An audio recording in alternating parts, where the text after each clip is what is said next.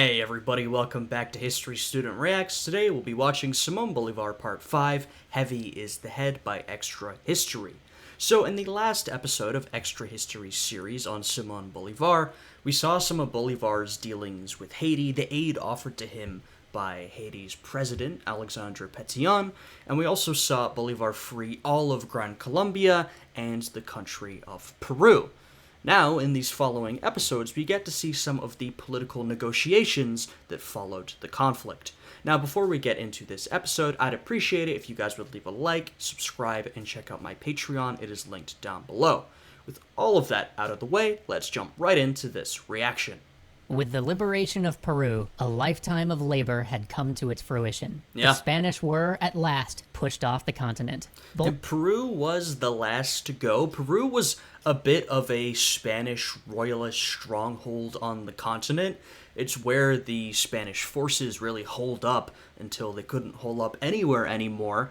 And there were, more than elsewhere, a fair amount of monarchists and conservatives and loyalists to the Spanish Empire, but of course now it had been freed, and of course there was a revolutionary and liberal movement in the country. There was a lot of support, but more than other places, like I said, it was a bit of a royalist Spanish stronghold. So, a bit of a different case than what we've seen before, but once again, we're talking about a collection of revolutions that were all interconnected, but also their own unique things, and so each one of these revolutions is a different story in some ways. Bolívar had conquered more territory than Napoleon, and he was hailed as El Libertador, from Lima to Bogota. When he looked about him, he saw a glorious army, cheering peoples, and a world full of possibility. But he also saw a world devastated by years of brutal war. Yeah. It would take much to turn the ashes of the Spanish Empire into the republic he had dreamed of in his youth. Yeah, there was physical rebuilding to do, right? Rebuilding everything that had been destroyed, rebuilding the economy, bringing in food and supplies and everything people needed to live. But there was also the political institutions to deal with, right?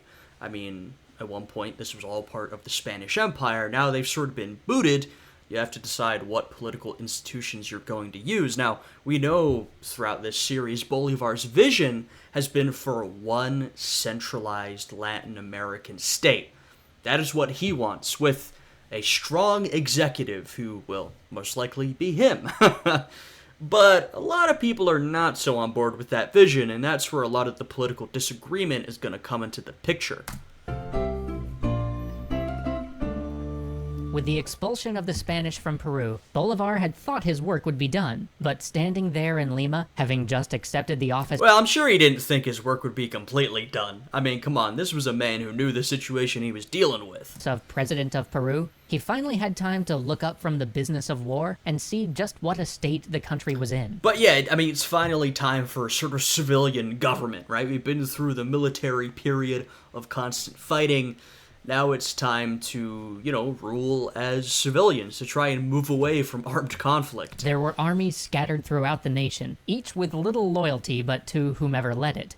There were other claimants to the presidency, and questions not only of his political legitimacy, but the legitimacy of the whole Peruvian Congress. The economy was in tatters. Bolívar has sort of been marching his way around Latin America for years at this point, but especially in the countries of Gran Colombia, he is a bit more of a new figure to Peru. He's sort of come in leading an essentially foreign army, you could call it that. Made up of peoples from the countries of Gran Colombia. He's come in to liberate Peru. They've granted him the position of dictator. That's all well and good when you're freeing the country, but maybe it starts to seem a little bit like this guy, who we don't really know that well, is now ruling over our country. He's captured our government. Not captured in the physical sense, like he has control. What exactly is going on here, right? It can start to look a little bit shady. The social inequality between native peoples, slaves, mixed-race peoples, and whites was a powder keg just waiting to tear the country apart. As always. And to top it all off, here he was at the head of a foreign army, having just liberated the country, but that liberation might start to look very much like something else if he did not quietly return home with his soldiers soon. Yeah, that's exactly the point I was making. I think they made it better than I could. But that was never Bolívar's way. He was gonna fix the whole thing. He had Congress confer upon him nearly dictatorial powers. I mean, yeah, this was a man that he absolutely believed in the cause, right? He was very passionate and driven, and, it's always difficult to work out what someone's motivations are, right? Partially, is it a power grab? Well, yes. Was that the purpose? Maybe on some level. I do think, though, Bolivar was a man who truly believed in his vision and also believed that he was the man to achieve that vision, right? Now, that is a mix of sort of, maybe well-earned self-image. I mean, he'd done so much, and also ego, right? We're talking about these great figures of history. There's always a lot of ego mixed in. But, like I said, I do think Bolivar genuinely believed that his vision was the way to go, and that he was the man to achieve that vision.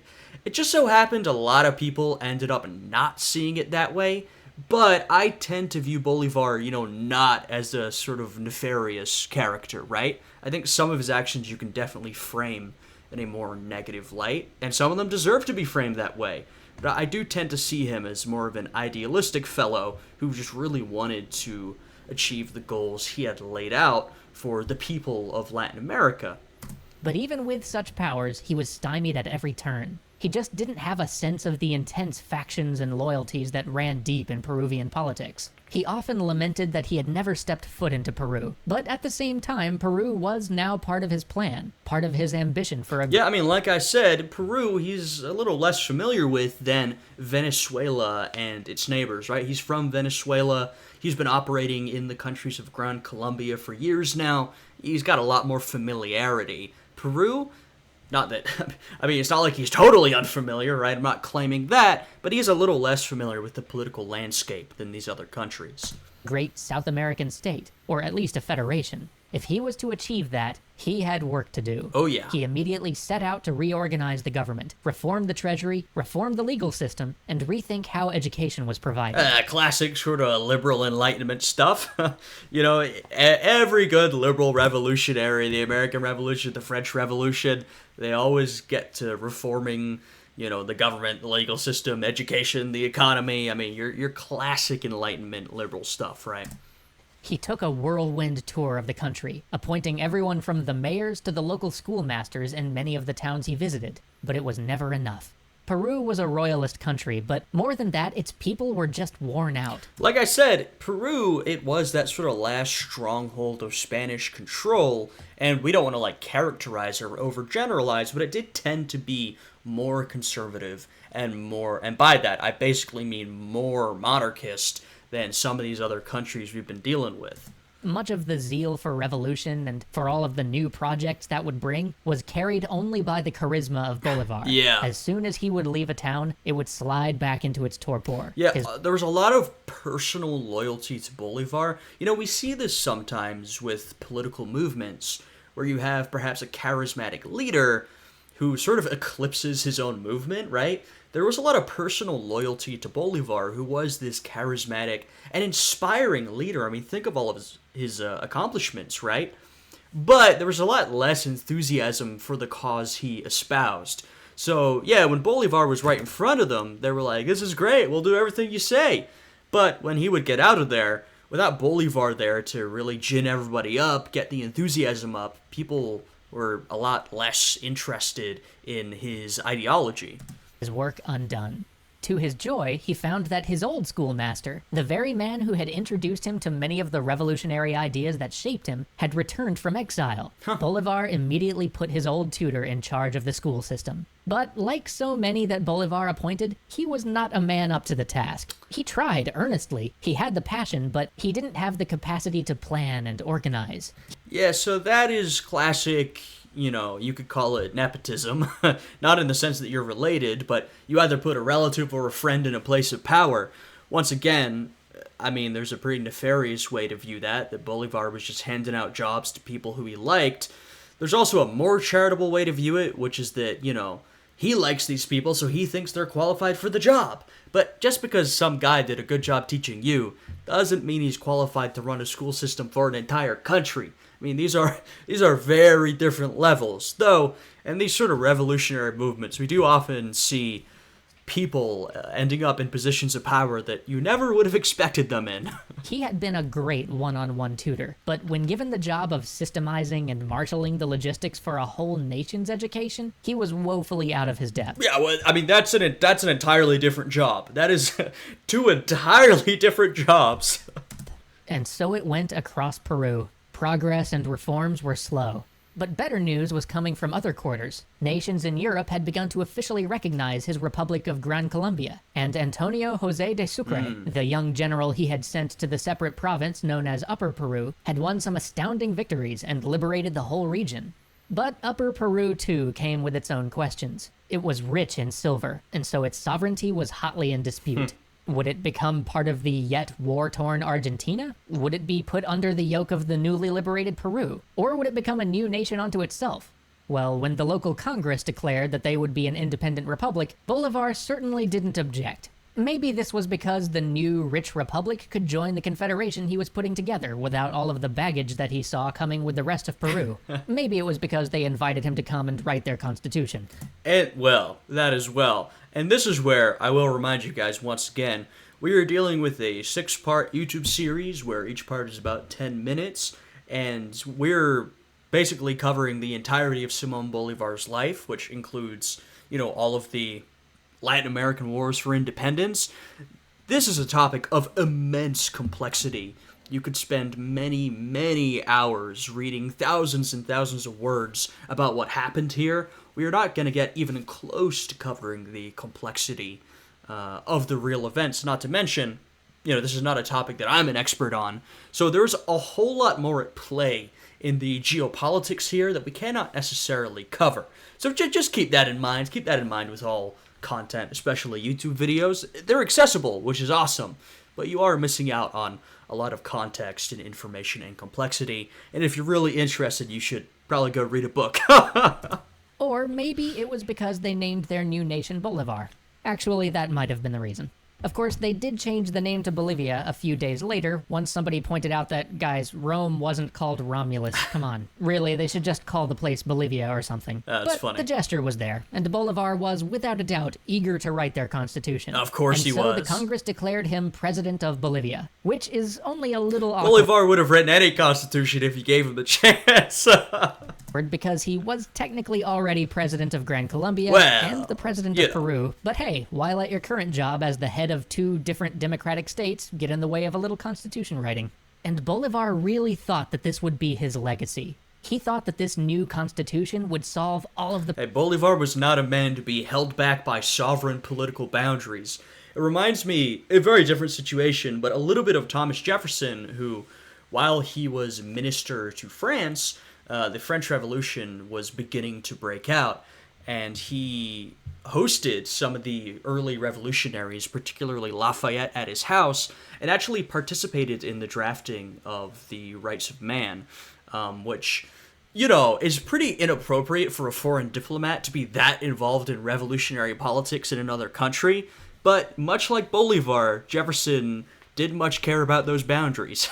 the problems that he saw burning through Spanish America. He worked on it feverishly, and in some ways, it was all that you'd have expected from the idealistic young man who swore an oath to liberate his people on the hills outside of Rome. The Constitution abolished slavery, guaranteed freedom of the press and freedom of movement. It established a legal system based upon trial by jury rather than by magistrates. Okay. But there was one difference from what you might have expected out of a man enamored of the idea of liberty and of a free republic. His constitution also stipulated that the president would serve for life, with the right to choose his own successor. Look, like we said, Bolivar's vision of governance was of a strong centralized government with a pretty strong executive.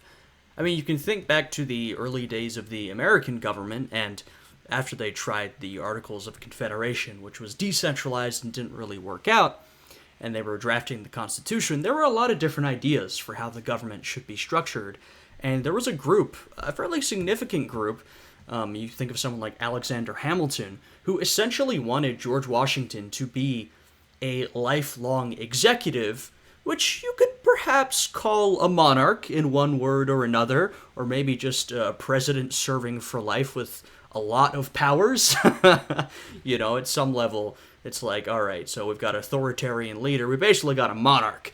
And so this was an idea that a lot of people had, because even in constitutional governments around the world, there often was this strong monarchical figure.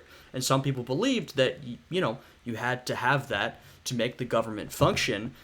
Even if it wasn't a monarch, maybe it was someone who was elected or appointed or selected, or maybe it was hereditary. You needed to have this figure in your government. Now, of course, in the American system, it didn't really end up that way. I mean, there is a sort of relatively strong executive, but not nearly to the level of a monarch of that era, and you ended up with balance of powers, and so the system ended up being structured differently, and a lot better, I would say.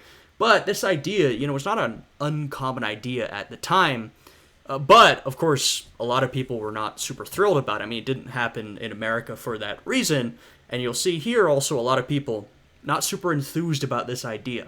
Now, Bolivar said that he had put all sorts of checks in there to make sure that the president acted in good faith, but you can see why this president for life with hand-picked successor business sounded a little bit worrisome to people. Yeah. Reactions to the constitutions were, shall we say, mixed.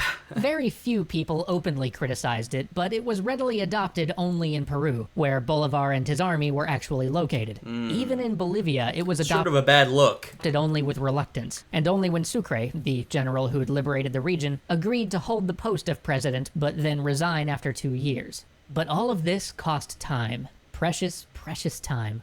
While Bolivar was hiking around Peru, while he was micromanaging towns, while he was pinning his bold constitution. Definitely a bad look. I mean, it's beginning, if you're viewing this as a civilian or a civilian politician, it is slowly beginning to look like the liberator, Bolivar, is sort of subtly, or maybe not so subtly, pushing around civilian politicians with the threat of military force. Not necessarily using it, but having his army stationed in the country is perhaps an implicit threat. Now, that may not be how Bolivar viewed it. Like I said, I do tend to want to be charitable with him, but that doesn't absolve someone of the consequences of their actions. But to everyone else, or at least to a lot of people, this was beginning to look not so great. Other men had been serving as the heads of the various states that he had liberated. Venezuela, the former territory of New Granada, Bolivia, Quito, which we now know as Ecuador, each had their own head of state, and as time passed, each became more entrenched. Right, and I mean, it's a very negative vision of these individuals' portrayal, but, and I mentioned this in a previous episode, you have Bolivar's vision of this, united, centralized state. He's going to come into conflict with the local leaders. And by local, I mean national, I guess. The leaders of these different countries who want to have their own independence and autonomy and want to run things their own way. Not to mention, and it's like, sure, part of that is they want power for themselves, but also most of the people of those countries want their own autonomy and want to run their country themselves. So it's just really hard to get people on board with this idea. Each saw their own power grow, and each found reasons to see the others as rivals. Gran Colombia, the state which Bolivar was supposed to be running, the first state which he had been granted the presidency of, was tottering on the edge of financial collapse. The army which he'd been gallivanting around Peru with, it was funded from Gran Colombia. The vice president that he had left in charge of Gran Colombia had been sending him increasingly urgent. Yeah, the leadership's getting a little upset. They're saying, now wait a minute, so why exactly are we funding your army that you're using to, like they said, gallivant around Peru and Upper Peru? What exactly does that have to do with us? You can see how they might begin to get a little bit upset, especially when the money situation is not great in the first place. Urgent letters about the fact that they were going to have to shrink the army or face ruin. To make matters worse, Spanish America had never had the sense of oneness that the British colonies had. For centuries, they'd treated each other as... at least 13 of the British colonies. I talked about this in another episode, but remember, it wasn't like all the British colonies rose up in revolution. It was 13 of them. Britain still maintained many colonies in the Americas following the creation of the United States. as rivals. They were as culturally different as the United States North and South. But the Spanish crown had kept them even more separated in terms of economic and infrastructural ties. The Grand Colombian experiment was the first time these nations had really tried to come together. And Hey, what you can thank for American unity? The postal system. And you know what? I'm being a little facetious, but not really. The postal system was this innovative system that really connected all the colonies, future states of the United States, and actually brought people together. It was a rather unifying institution. many in Gran Colombia felt that the experiment was going poorly, so cracks began to show. Caracas chafed at the rule of Bogota. Quito questioned its place in the republic. Soon, stirrings began for a federated system, more like the United States. Not the United States we know today, but rather the loose federation of states that served as the U.S. at its inception. The same federation that proved too weak to stand on its own, and... Yeah, well, I mean, different systems for different places, right?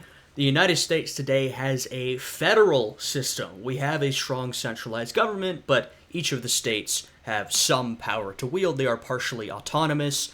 You have unitary systems that a country like the United Kingdom has, where the central government essentially holds all the power. Now, they do have devolved parliaments, say in Scotland, for example, but the power of the UK Parliament is, above all, supreme, which is also true for the United States federal government, but there are sometimes power struggles between the federal government and the state governments. And then you can have a confederation, which is sort of like a federal system, but with even less centralized power, right? You have a confederation, you'll have a centralized government, but it'll be very weak compared to the different political units, the different, say, states.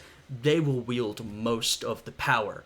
And that's essentially what we were dealing with the Articles of Confederation. We had a confederal system with a very weak central government, and it didn't really work out in America, in the United States, but... you know, like I said, different systems for different places. Not everywhere has to be the same, right? and eventually had to be made into a republic.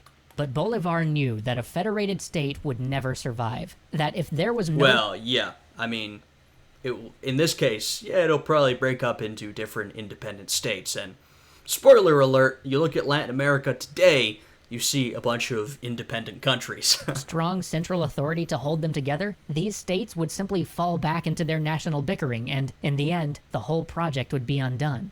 And so he called a Congress, a meeting of the Americas, to work it all out. Join us next time to find out where that Congress leads us, and where it leaves Bolivar. Alrighty. I had a good time with this episode. Some interesting political dealings. Next time will be the last episode in this series. If you guys enjoyed this one, please leave a like, subscribe, check out my Patreon. It is linked down below. I hope you guys are having a good day today, and I'll see you all again next time. Goodbye.